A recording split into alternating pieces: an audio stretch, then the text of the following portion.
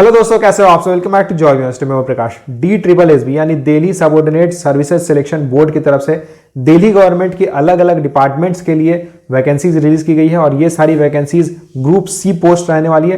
Total मिलाकर 2354 vacancies है, यानी कि 2354 पोस्ट वैकेंसीज रिलीज की गई है। सारी की सारी ग्रुप सी पोस्ट रहने वाली है। LDC यानी लोअर डिवीजन क्लर्क की पोस्ट है, जूनियर असिस्टेंट की पोस्ट है, स्टेनोग्राफर की पोस्ट है। इसके अलावा और भी बहुत सारे पोस्ट वैकेंसीज रिलीज की गई है, उसके बारे में डिटेल में इस वीडियो में हम बात करेंगे। देखिए, इस रिक्रूटमेंट की सबसे बड़ी बात यह है कि यहाँ केवल 12th पास कैंडिडेट्स अप्लाई करने के लिए एलिजिबल है, यानी कि अगर आपने 12th पास किया हुआ है तो आप यहाँ अप्लाई कर सकते हो। ऑल इंडिया कैंडिडेट्स अप्लाई कर सकते हैं, मेल फीमेल दोनों ही अप्लाई करने के लिए एलिजिबल है।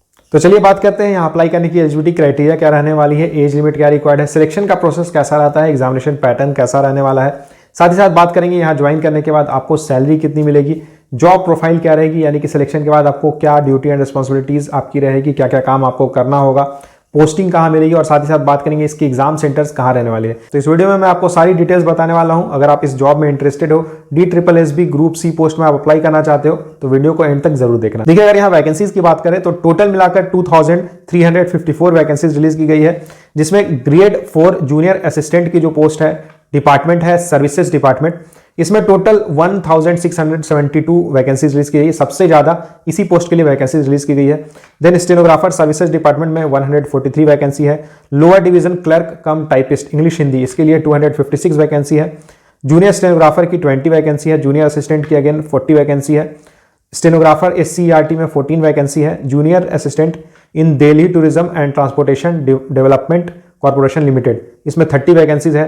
जूनियर स्टेनोग्राफर इंग्लिश की 2 वैकेंसी है। Junior assistant Delhi pollution control committee, इसमें 28 वैकेंसी है। स्टेनोग्राफर ग्रेड 2 की 5 वैकेंसी है। Lower division clerk Delhi agricultural marketing board में, यानी कि देखिए ये जो नाम मैं आपको बता रहा हूँ ये अलग अलग डिपार्टमेंट्स है। पोस्ट का नाम सेम हो सकता है लेकिन डिपार्टमेंट्स अलग अलग है। जब आपका सिलेक्शन हो जाएगा तो अलग अलग दिल्ली सरकार में जो अलग अलग डिपार्टमेंट है वहां आपको ज्वाइनिंग मिलेगी। तो LDC में 28 वैकेंसी है। इसके अलावा बात करें तो जूनियर असिस्टेंट की पोस्ट में 10 वैकेंसी है। जूनियर स्टेनोग्राफर हिंदी की पोस्ट में 2 वैकेंसी है। Assistant grade 1 in Delhi state civil supplies corporation, इसमें 104 वैकेंसी, यानी कि कुल मिलाकर 2354 वैकेंसी रिलीज की गई है। इंपॉर्टेंट डेट्स की बात कर लेते हैं तो ऑनलाइन रजिस्ट्रेशन 9 जनवरी से स्टार्ट हो जाएगी। अप्लाई करने की लास्ट डेट 7 फरवरी 2024 रहने वाली है।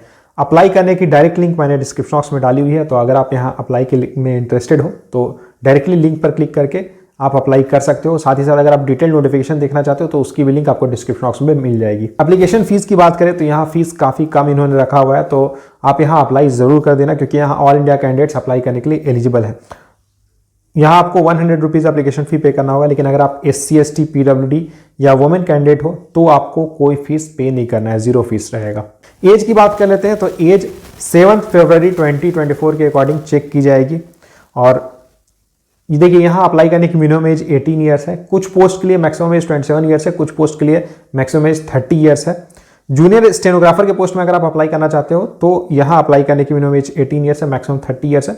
और बाकी जितने भी पोस्ट निकले हुए हैं सब में अप्लाई करने की मैक्सिमम एज 27 ईयर्स है। लेकिन अगर आप कैटेगरी में आते हो तो आपको एज का रिलैक्सेशन मिल जाएगा। OBC कैंडिडेट्स को 3 ईयर्स का रिलैक्सेशन मिलेगा। SC ST कैंडिडेट्स को 5 ईयर्स का रिलैक्सेशन मिल जाएगा। सिलेक्शन प्रोसेस की बात कर लेते हैं तो यहाँ पे आपको एक सिंगल एग्जाम देना होगा। रिटन टेस्ट रहेगा, कंप्यूटर बेस्ड टेस्ट रहेगा, एंड इसके बाद आपको डायरेक्टली स्किल टेस्ट के लिए कॉल किया जाएगा जहां आपकी टाइपिंग की टेस्ट ली जाएगी। और अगर आप स्टेनोग्राफर के पोस्ट के लिए आपने अप्लाई किया हुआ है तो आपकी स्टेनो की टेस्ट ली जाएगी, यानी कि शॉर्ट हैंड की नॉलेज आपको रहनी चाहिए, तो आप स्टेनोग्राफर के पोस्ट में अप्लाई कर सकते हो। एंड इसके बाद जब ये सेकंड प्रोसेस आपका हो जाएगा उसके बाद डायरेक्टली आपको डॉक्यूमेंट वेरिफिकेशन के लिए बुलाया जाएगा।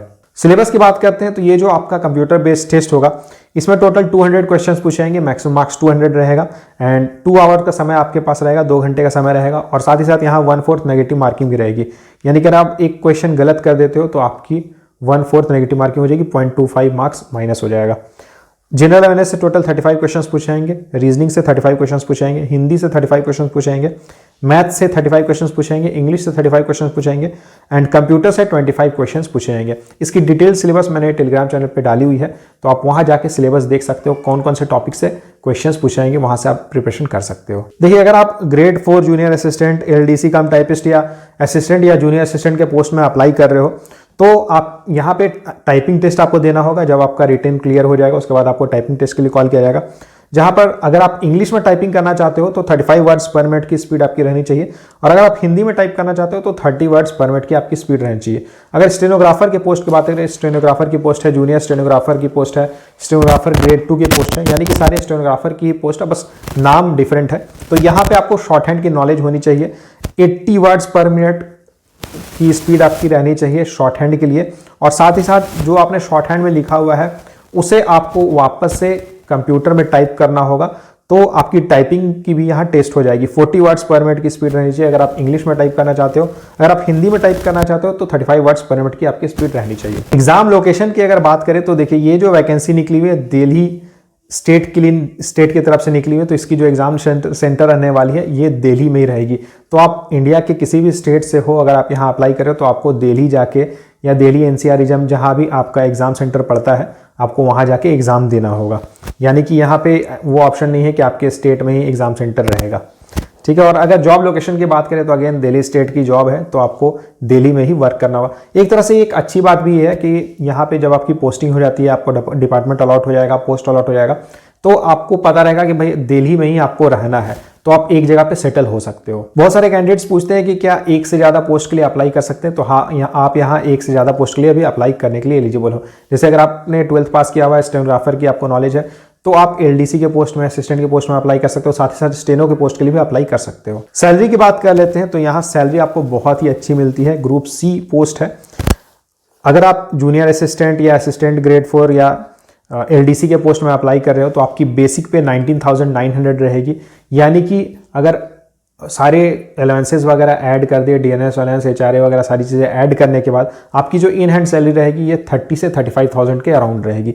वहीं अगर स्टेनोग्राफर की बात करें तो स्टेनो की बेसिक पे 25,500 रहती है, तो आपकी मंथली इन हैंड सैलरी 35 से 40,000 रहेगी। जॉब प्रोफाइल की बात कर लेते हैं तो जैसा कि दोनों ही पोस्ट के नाम से आपको क्लियर होगा, LDC junior assistant and stenographer की जो पोस्ट है, यहाँ पे आपको कोई फील्ड वर्क वगैरह नहीं करना होता है। आपको यहाँ पे केवल आपकी डेस्क जॉब रहेगी एंड ऑफिस जॉब रहेगी, ऑफिस वर्क ही आपको करना होता है। एलडीसी एंड जूनियर असिस्टेंट की बात करें तो ये एक तरह का क्लेरिकल पोस्ट ही है, तो यहाँ पे आपको मोस्टली डेटा एंट्री वर्क करना होगा, टाइपिंग रिलेटेड वर्क करना होगा, कंप्यूटर रिलेटेड वर्क करना होगा, रिकॉर्ड्स की मेंटेनेंस करनी होती है, कुछ मेलिंग वगैरह करना, तो वो सब काम आपको करना होगा। इसके अलावा जो सीनियर्स आपको वर्क असाइन कर रहे हैं वो आपको करना होगा। वहीं अगर स्टेनोग्राफर की बात करें तो स्टेनोग्राफर की पोस्ट के लिए आपको शॉर्ट हैंड की नॉलेज होनी चाहिए। शॉर्ट हैंड रिलेटेड वर्क ही आपका रहता है। आपको नोट्स वगैरह बनाने होते हैं, जैसे कोई स्पीच चल रहा है तो उसके नोट्स आपको बनाने होंगे शॉर्ट हैंड में। स्पीचेज आपको लिखना भी होता है। एक तरह से आप समझ लो कि जो ऑफिसर रहेंगे उस डिपार्टमेंट में, उनके अंडर आप एज पर्सनल असिस्टेंट वर्क करोगे। अगर गर्ल्स के रिस्पेक्ट में भी बात की जाए तो यहाँ पे जो आपकी पोस्टिंग रहेगी हमेशा दिल्ली में रहेगी। दिल्ली सरकार के जो अलग अलग विभाग हैं, सरकारी विभाग हैं, वहाँ पे आपकी जॉब रहेगी, और यहाँ पे केवल ऑफिस जॉब ही आपको करना है, कोई फील्ड वर्क वगैरह आपका नहीं रहेगा। तो उसके अकॉर्डिंग में अगर देखा जाए तो गर्ल्स के लिए भी ये काफ़ी अच्छी जॉब है, और यहाँ अप्लाई करने के लिए आपको कोई फीस पे नहीं करना होगा। गर्ल्स के लिए कोई फीस नहीं है, तो आप यहाँ अप्लाई जरूर करना। तो ये थी DSSB ग्रुप सी रिक्रूटमेंट की सारी डिटेल्स। अलग अलग पोस्ट में वैकेंसी निकली हुई, तो उसके अकॉर्डिंग आप यहाँ अप्लाई कर सकते हो। इससे जुड़ा अगर आपका कोई सवाल रहता है तो आप मुझे कमेंट करके पूछ सकते हो। वीडियो को लाइक जरूर करना, अपने फ्रेंड्स के साथ शेयर करना, एंड चैनल को सब्सक्राइब जरूर कर लेना। Thank you and all the best.